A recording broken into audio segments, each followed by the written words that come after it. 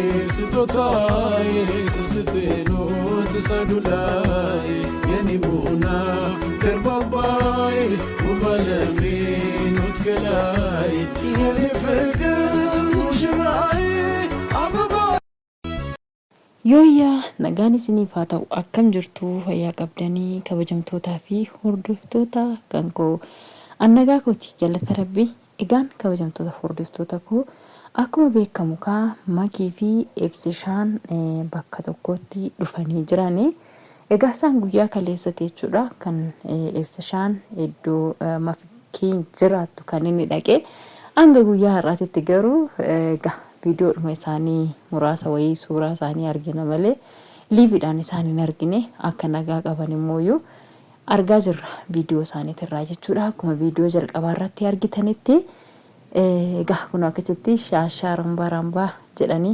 burraaqaa jiranii jechuudha akkasuma immoo namoonni baay'een jechoota baay'ee wantoota silaa jedhamuu qabni wantoota jibbisiisaa wantoota baay'ee takka namarraa fokkisu innaa dubbatanii baay'ee tokko nama dabbara jechuudha isa dhugaa dubbachuudha fi garuu isaaniif haaraa miti jechuudha wanti kuni waanuma barbaadan hoo jedhaniyyuu isaaniif wanti kun haaraa miti jechuudha waa baay'een jedhamee jira waa baay'een isaan irratti raawwatamee jira waa baay'een isaan hin jedhamee jira wanti isaan hin jedhamin tokkollee hin jiru waan ta'eef waan isaanitti dhaga'amu miti waan isaanillee haamilee isaanii cabsu miti waan isaanillee kana nuun jedhanii raawwatanii taa'anii isaan dhaggeeffatanii miti jechuudha waan ofii isaaniitii gochuudhaaf deeman takka qofa malee waan namni jedheen yookiin immoo jecha namaatiin miti kan isaan deemanii osoo jecha namaatiin ta'ee osoo waan nama laalanii kan deeman ta'aniiti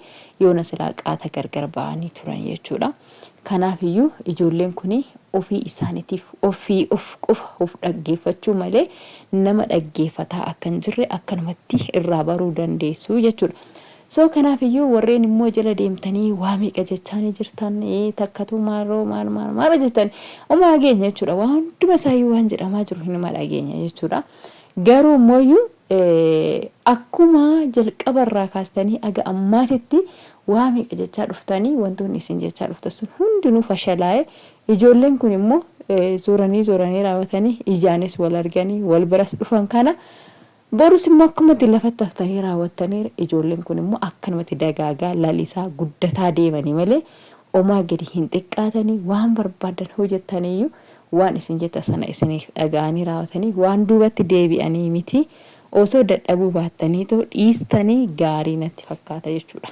ammas ani har'as borus waan isin tokko jiraate warreen waa meeqa jettanii oduu odeessitanii osoo dadhabuu baattanii dhiistanii isiniif gaariidha jechuudha osuma isin waan barbaadan odeessitaniyyuu ijoollee waan isin dhaga'anii miti karaa isaanii fuulduraa yaaduu malee isa isin teessanii odeessaa ooltan takka isin dhaggeeffatan waan fedheyyuu maaf hin taane isaan dursa walii galanii jechuudha waan fedhe maaf hin ta'in jechuudha makii waan barbaadde maaf hin ta'in ibsishaa waan barbaadde maaf hin ta'in jechuudha isaan dursa walitti himanii waan jirus waan hin jirres waan hunda isaa walitti himanii walii galanii jechuudha kan walitti dhufan malee urufa irratti wal doobsanii ani sanan qaba ani kanan qaba ani sanadha ati kanadha jedhanii wal doobsanii miti kan walitti dhufan wantoota jirtu hundumaayyuu walitti himanii garaa qulqulluudhaan garaa ifaadhaan jechuudha dudda duuba osoo hin taane garaa isaanii hunda ifa waliif taasisanii raawwataniitti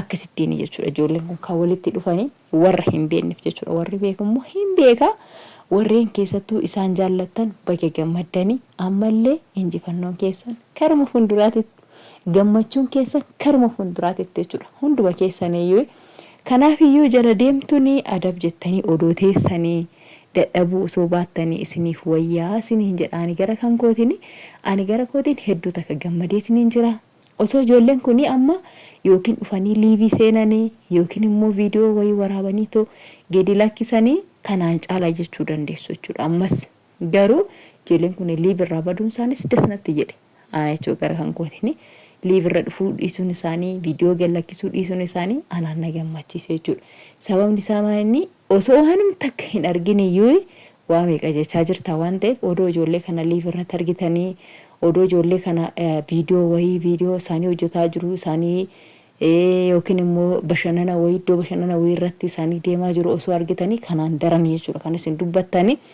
Kanaafiyyuu ijoollee tana wanti isaan jarjarsu hin jiru.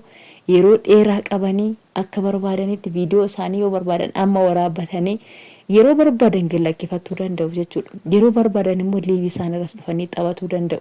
Maaliif hin jarjara kanatti wanti liivirra isaan fidee isin faana isaan iyyisiisus tokko hin jiru jechuudha. Isin faana mataa isaan dhukkubsis tokko hin jiru jechuudha. Maaliif isin yoo aanan adiidha isiniin jedhan adii miti gurraachaa jettanii warra namaa falmitan jechuudha. Warra isiniif jechaa jiru. Warreen akkasiitii fi kanaafiyyuu sababa kana ta'eefu osoo dadhabuu baattanii ofirraa dhiistanii galab jettanii teessanii isiniif wayya. Waa hunduma keessattuu isa dhugaa dubbachuudhaaf yoo ta'e jechuudha. Kanaas Ibsishaa indamakii koongiraagireessin isiniin jedheetiniin jiraanii baga gammaddanii waan barbaade yoo ta'e ijaan wal arguun keessan qofti nuyyuu nu inni gammachiisa. Isiniin immooyyuu wantoota jiru hundumaayyuu akka waliin duru wal beektanii raawwattanii walitti dhuftan nuti hin beekna waan ta'eef jecha namaatiif bakka hin kenninaadha. Gurra keessan alatti hin ergisinaa walii keessaniif ergisaa malee akkuma kaleessa dheengaddaa. Isiniyyuu beektodha. Isiniyyuu eenyumaafuu gorsuu dandeessu, eenyumaafuu ta'uu dandeessu. Namni akka isinitti himu yookiin namni akka isin gorsuuf wanti isin barbaachisu tokkollee hin jiru. Sababni isaa waan isinirraa beeknuuf jechuudha. Sababa kana ta'eefuu jala deemtuu fi akkasuma immoo goomattuun warri mataan isin dhukkubsate jechuudha. Warri makiin maaliifiin Ibsishaa waliin jiraatti? Maaliif iddoo guddaa geessi? Maaliif jireenya godhatti? Maaliif Ibsishaan jireenya godhata? Maaliif guddata?